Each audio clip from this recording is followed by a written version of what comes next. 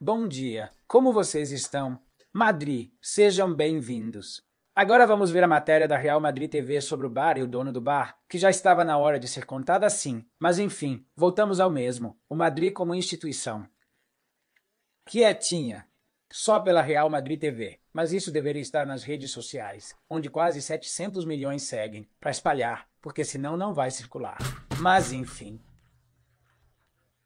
A gente vê, né? Porque o vídeo, acho que tá muito bom, mas usam as plataformas que, na minha opinião, não usam como deveriam. Esta é uma entrevista com Ozin, do In Ozin, publicada hoje no jornal Marca.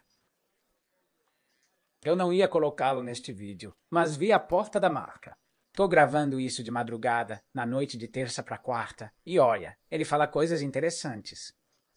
Daqui a pouco, pros mais fanáticos, essas entrevistas de 5 ou 6 minutos, sem dizer a hora. House está nele, a gente gosta dele e acha super bom e interessante tudo que ele possa vir a dizer. Porque fala coisas como que subestimaram a saída de bola do Ramos. O que acontece é que, bom, também na entrevista pode ter ali um pouco de lugares comuns, etc. Por isso vou deixar para o final. Mas saibam que, claro, em muitas ocasiões, se não for na Real Madrid TV durante a temporada normal e quando estão nos seus clubes, os jogadores falam pouco. Quando vão para a seleção, gostemos ou não pelo caso do Carvajal ontem, acabam falando mais. Porque a seleção ou a federação realmente permite entrevistas com jogadores e tal. E aí, aproveitam a mídia porque sabem que com Florentino estão sem nada. Quando estão com a seleção, aproveitam para entrevistá-los. Bom, aqui está o vídeo. Já já a gente mostra, tá? Olha, uma novidade bem interessante. Hoje de manhã vai rolar um joguinho entre Real Madrid e Castilla. Entre o time do Xabi Alonso e o do Arbeloa. Dissemos desde o começo, nem era preciso ser Sherlock Holmes para perceber que haveria ótima relação entre eles. E bom, olha, um joguinho não faz mal para ninguém. Tá ótimo. Pode até ser incluído, com o perdão da redundância, entre os jogos da pré-temporada. O ruim é que muitos estão fora, mas ficaram. Outros jogadores muito importantes para o Xabi Alonso, como Vinícius, como Militão, como Rodrigo, do qual falávamos ontem, aliás, no último vídeo, como Alexander-Arnold. Bom, carreiras. Alexander-Arnold ficou fora por decisão técnica de Tuchel na seleção inglesa, o que chama atenção. Claro, o inglês vai dizer, poxa, e por que também deixam Carreiras fora? Acho que o Carreiras, se continuar assim, vai para a seleção. Mas o caso do Arnold, que era titular e agora ficou de fora por opção técnica, talvez tenham percebido como todo mundo percebeu. Um pouquinho ali meio inseguro e tal, mas no último jogo foi melhor. Bom, é isso. Eles vão jogar uma partida amistosa. Aqui dizia o bônus do Rodra. Teve um jogo oficial, uma final de Copa lá nos anos 80? Sim, não foi algo assim tão, digamos, histórico. Lembrem-se, uma final da Copa do Rei, Real Madrid, Castilla. Para quem, enfim, acha que aquela época parece coisa dos dinossauros, saibam que realmente aconteceu. Bom, vamos lá. Como dissemos, estávamos falando do Carvajal, né, que anda meio morno, meio assim, não sei o que. Vamos ver Carvajal. Também não dá para colocar toda a culpa agora no capitão do Real Madrid, que ontem eu até fiz isso, mas ressaltando alguns pontos. Quando o clube é muito brando também com o Barça. O clube do Florentino é muito brando também com o Barça, salvo na Real Madrid TV. Não. E agora vocês vão ver o vídeo que, segundo alguns meios, meio assim. Olha, a mídia que fala, mas eles fazem bem em algo. Mas o Madrid tinha que ir com tudo. Então o Carvajal pensa, se meu clube não vai brigar, eu vou. Não brinca, tem uma Copa para jogar ano que vem. E isso aqui tá cheio de jogadores do Barça. Dei uma escorregada um pouco. De qualquer forma, tem coisas em que o Carvajal falava demais que também não justificam isso. Nem de longe, de jeito nenhum. E claro, poxa, ontem eu revendo porque nas redes sociais é o tempo todo. Todas as contas madridistas e a gente o tempo todo tweetando, retuitando situações como essa, que são reais. Outro dia mesmo fiz isso no quarto do hotel, onde fiquei lá no casamento em Pamplona no fim de semana e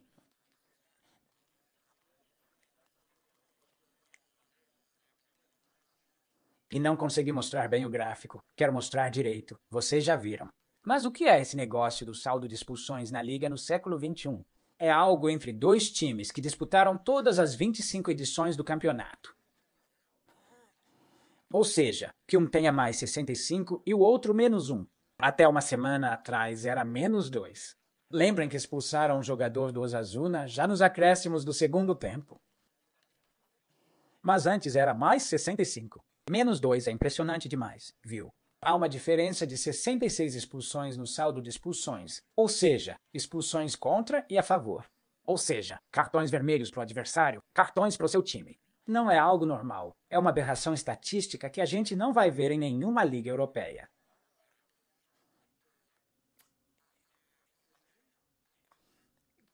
Em nenhum momento da história de qualquer liga europeia aconteceu, e me surpreenderia muito.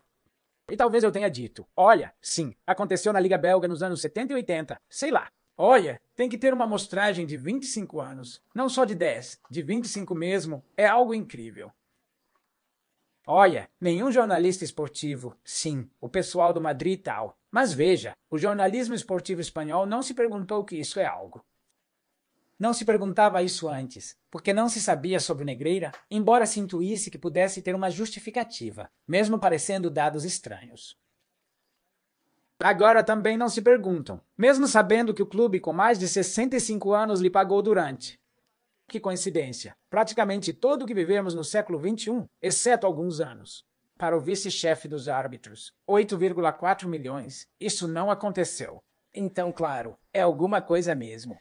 Realmente revoltante mesmo. Eu entendo vocês, porque isso é algo que acontece todo dia e que deixa a gente bem nervoso. Porque não é só isso. Tem também aquela questão dos gols anulados pelo VAR, que foram de 37 para 14. Cara, que isso aí foi usado por esse sujeito meio doido. Usei para dizer, é incrível que o Madrid, claro, esteja 17 pontos à frente. E como dizendo, imagina se não existisse o VAR. Mas é que você tem que ler ao contrário. Muito bom, claro. Não acho que seja. Olha só o que eu digo, Falto. Ele sabe. É que, bom, esse aí fica recebendo tudo de mão beijada da liga. E aí, claro, o que ele vai dizer, né? Tá bom. E agora, calma aí, que tem mais? Claro, o site futebolgat.com lembra o seguinte: saldo de expulsões do CTA contra a UEFA. Saldo de expulsões na Liga CTA no século XXI. Real Madrid menos 1, Barcelona mais 65. Já vimos isso. Saldo de expulsões na UEFA no século XXI. Real Madrid com mais 13, Barcelona com mais 12. São números normais entre dois times que todo ano disputam para chegar nessa competição. É que isso não faz sentido. Não tem como entender. Não tem nenhum jornalista que não seja do Real Madrid TV ou agente nas redes sociais fazendo sempre essa pergunta. Ninguém. Mas por quê? Porque vai contra o que eles divulgam, contra aquilo de que tiram o sustento. O VAR da CTA anula um gol. É outra forma de contar. O VAR da CTA, desculpa, anula um gol a cada 14 do Real Madrid. O VAR da UEFA anula um gol a cada 37 marcados pelo Real Madrid, focando só nele. Não é como diz aqui Potenório. O Real Madrid é o único grande da Europa com saldo negativo de expulsões no século XXI, e o Barça é o campeão nisso.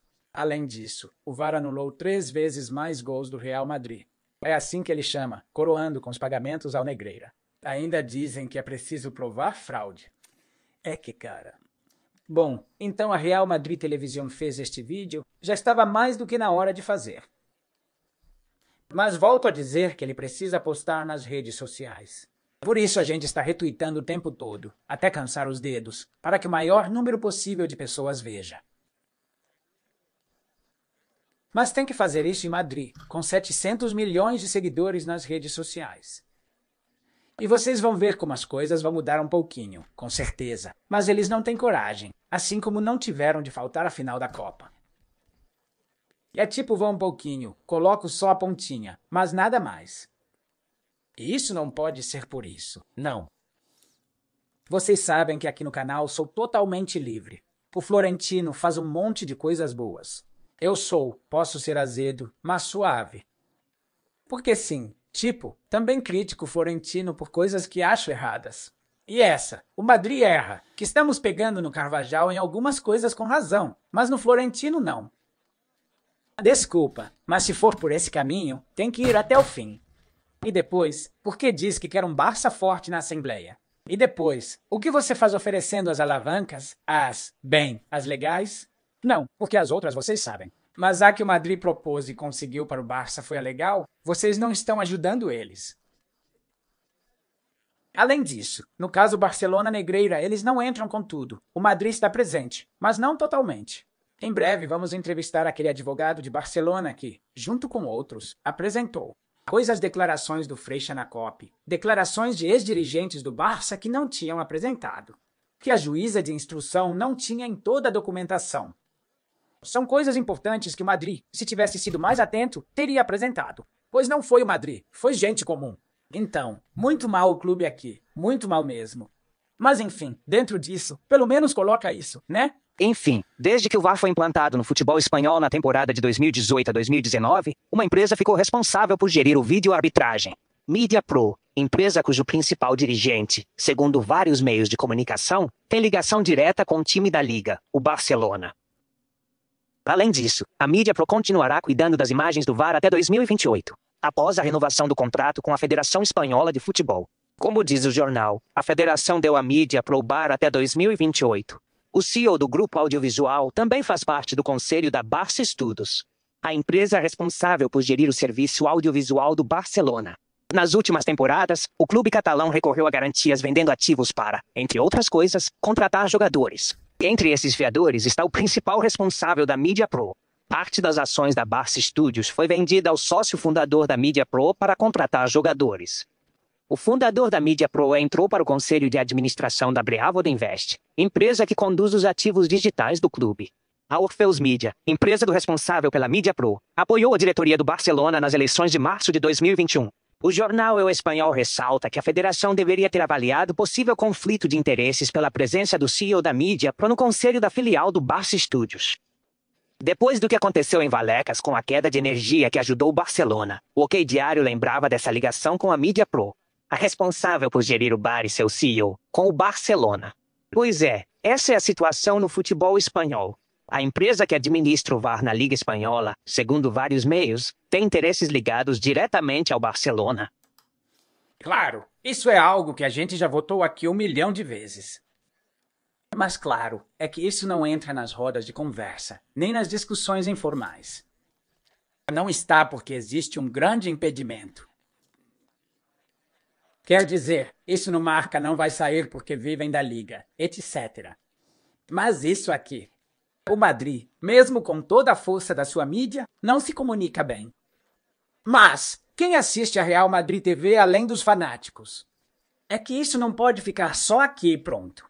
E agora vamos ver o Antônio Esteban, meu colega na sexta, falando como é. Mas essas coisas que o Antônio Esteban vai dizer e nós também. Qual é o impacto disso?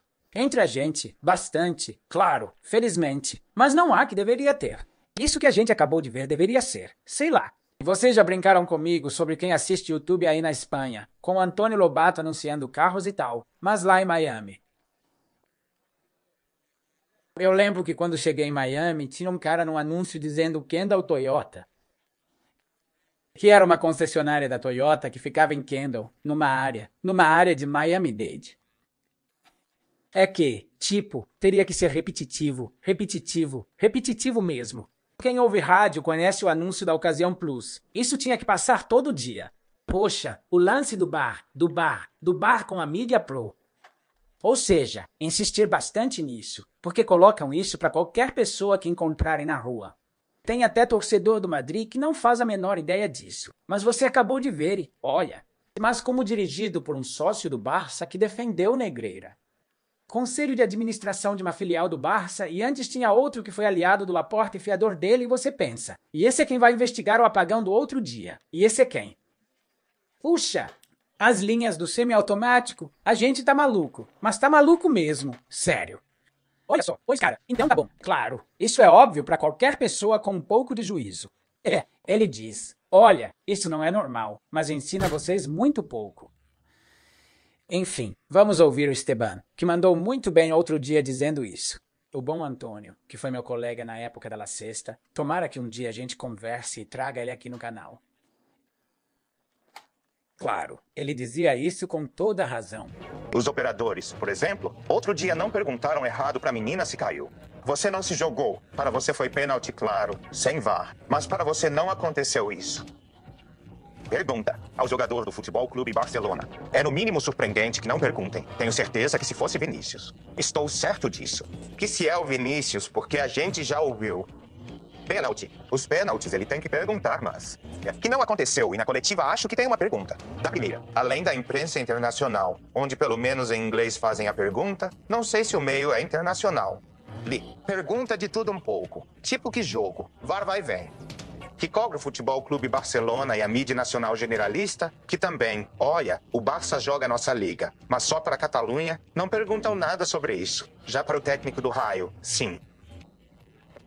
Ali, sim. Sobre a jogada, sim. E foi aí que percebemos que é para isso que serve a imprensa. Informar todos. Então foi aí que soubemos que o árbitro admitiu ter errado no pênalti do Raio. E depois a indignação do próprio técnico do Raio ao dizer, assim não dá. Exatamente. É por causa das perguntas. Mas por que os envolvidos no Barça não são questionados da mesma forma? Bom, aí temos também a orientação do próprio Javier. Assuntos sobre os quais não seria possível perguntar em certas entrevistas. E um dos interlocutores, acho que o doutor do programa, disse, pergunte, vamos ver se isso vai ter consequências. Porque aqui, claramente, só se fala do que convém. E não dizer quer dizer, atenção, cuidado com o que falamos, cuidado com essa falsa proteção. Bom, isso que o Esteban está dizendo só se ouve na Real Madrid TV. Isso você não vai ouvir muito. Outro dia o Canizares exagerou um pouco lá na COP e nas Gerais. Antônio Esteban, que é um dos melhores narradores da Espanha, grande narrador, então, bem, ele deveria estar fazendo o que o Carlos Martínez do Plus faz. Mas por que não? Por que não está lá?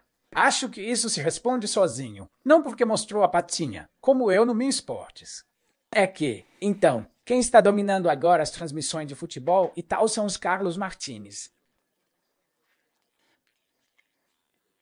Pelos Martínez, por toda essa galera, por esse tal de Mr. Chip aí. Então isso não. Uma pena, digamos assim, claro, porque isso aí já foi mais do que conversado, né?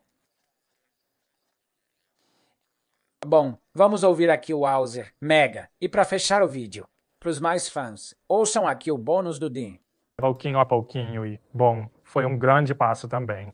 Acho que para todo jogador o sonho é ir para o Real Madrid, mas estou tranquilo. O time está muito bem e tem gente ótima. E olha, tudo lá é incrível, as instalações, as viagens, enfim, tudo mesmo. Estou muito feliz. Bom, sim, você imagina um pouco, mas viver é diferente. Acho que você percebe de verdade. E sim, eu sempre digo, sou muito grato aos torcedores e muito feliz. Mudou um pouco, mas como eu disse, é só mais um passo e acostuma. Sim. Às vezes tento colocar um boné e óculos. Poxa, coloca um anúncio aqui. Fala sério. Vamos, dá o vinho e mais umas coisinhas. Ou algo assim.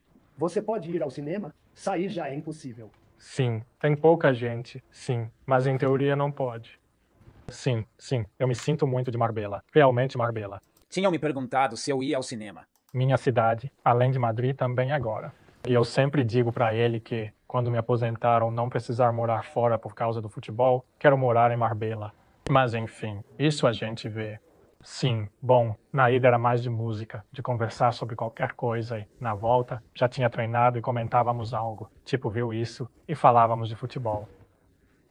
E agora? Seu pai ainda te corrige depois de te ver jogar no Madrid? Bom, ele também deu um passo atrás e diz que, nesse nível, às vezes é melhor que o treinador corrija, porque quando você é pequeno é diferente. Bom, meu pai queria que eu fosse atacante. E eu me via em você e queria fazer gols? Sim, eu queria marcar, mas tanto fazia. Eu me divertia jogando futebol e pronto. Bom, acho que virei zagueiro quando tinha 9 anos. Bom, no ano seguinte assinei com Málaga. Então é isso. Acho que fui bem. Sim. Ainda me divirto. Acho que se não me divertisse, não faria o que faço. Sim, na verdade toda a minha família é da Holanda, mas eu vivi a vida toda na Espanha e meus costumes são espanhóis. Me sinto espanhol e, bom, a Espanha é meu país, minha casa, e eles entendem isso. Sim, ainda como minhas sementes, sim. Você consome esse produto e sua mãe também? Sim, sim. E isso foi desde jovem? Ah, não sei, gosto muito de sementes. E você se vê comendo sementes? Bom, sim, ou assistindo uma série ou algo assim. Depois de comer, como umas sementes e fico de boa na piscina. E sim, eu gosto muito. Ainda não me falou nada. Bom, ele é um jogador muito bom, claro, e bem. Eles oferecem? Os treinos vão rolar ou não? Não jogo muito contra ele, mas claro, é craque. Bom, estou feliz de tê-lo aqui comigo e espero que contra nós no campeonato não faça muito. Sim, meu ídolo sempre foi o Sérgio Ramos e acho que subestimaram um pouco a saída de bola dele. Porque ele tinha toda a fama de ser agressivo, de jogadas firmes ou marcar gols, mas também sabia sair jogando bem. Toda razão aqui o bom tem.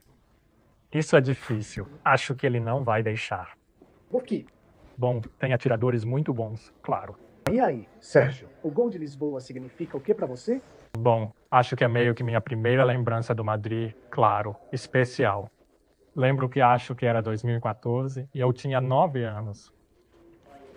Eu estava assistindo com meu amigo de infância no sofá de casa, junto com meus pais. Uma das primeiras lembranças de Madrid. Se você é destro ou canhoto, entende que te chamem canhoto? Sim, acho que é bom, né? Assim, na hora que me pressionarem, acaba sendo mais. A da esquerda, Pergunta. Meu pai, aquele exercício que ele te fazia repetir quando você era pequeno, que você não gostava, mas agora ajuda muito no seu estilo de jogo. Qual é esse exercício? Me fazia sempre treinar as diagonais. Eu também tinha 9 anos e íamos para um campo de futebol 11 diagonais e não passava de 15 metros. Mas ele fazia eu treinar e hoje ajuda muito. Passes longos na diagonal. Sim, para o outro lado. E aí? Você não gostava dele? Bom, é que era chato. Não é que eu odiava, mas ele era chato. Seu pai chegou a ter 2 câmeras nos campos de Málaga para filmar seus treinos. Como você lidava com isso sendo tão jovem? Bom, era mais para os jogos do que para os treinos e eu não tenho problema com críticas. Tudo que sirva para melhorar, nem que seja 1%. O futebol é feito de detalhes e se der para melhorar, fico feliz. Bom, é um cara tranquilo, muito interessante. Principalmente quando fala que subestimaram a saída de bola do Ramos e que o pai ensinava isso quando era pequeno. Essa coisa das diagonais, de preparar os lançamentos longos com essa saída de bola, não mais rasteiros, mas por cima não. Tá bom então, que dê tudo certo pra vocês. Curtam o vídeo, se inscrevam e comentem. Até mais!